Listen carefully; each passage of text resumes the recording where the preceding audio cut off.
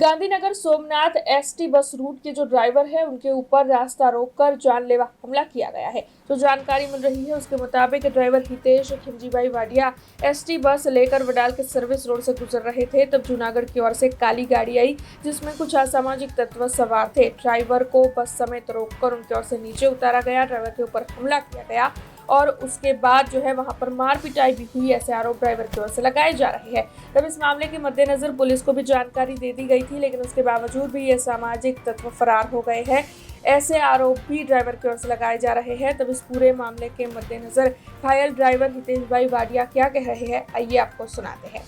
मारू नाम से नितेशभाई खिमजीभाई वाडिया, डेपो वेरावळ।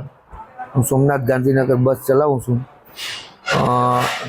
મારા નિયત સમયે ગાંધીનગરથી સાંજે 6 વાગે ઉપડી અને 2:10 હું વડાલના સર્વિસ રોડ ઉપર આવેલો, જે મારા કાયદેસરના રૂટ મુજબના સર્વિસ રોડ ઉપર ચાલાવીને જતો હતો।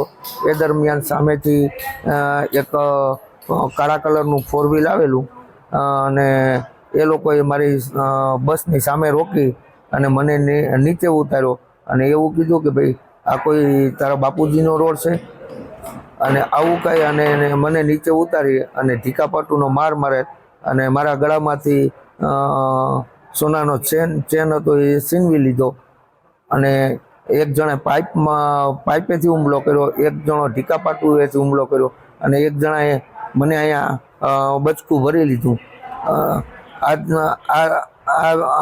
ત્યારબાદ અમે 112ને ફોન કરેલો।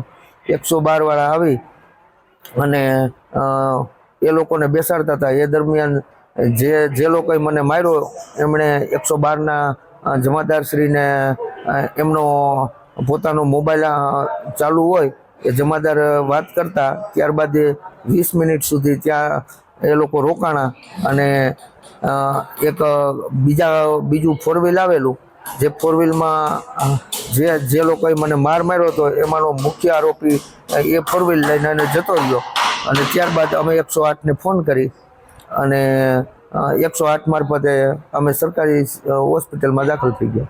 हमसे जुड़े रहने के लिए हमारे YouTube चैनल को सब्सक्राइब करें और नई वीडियो की नोटिफिकेशन के लिए बेल आइकॉन को दबाएं।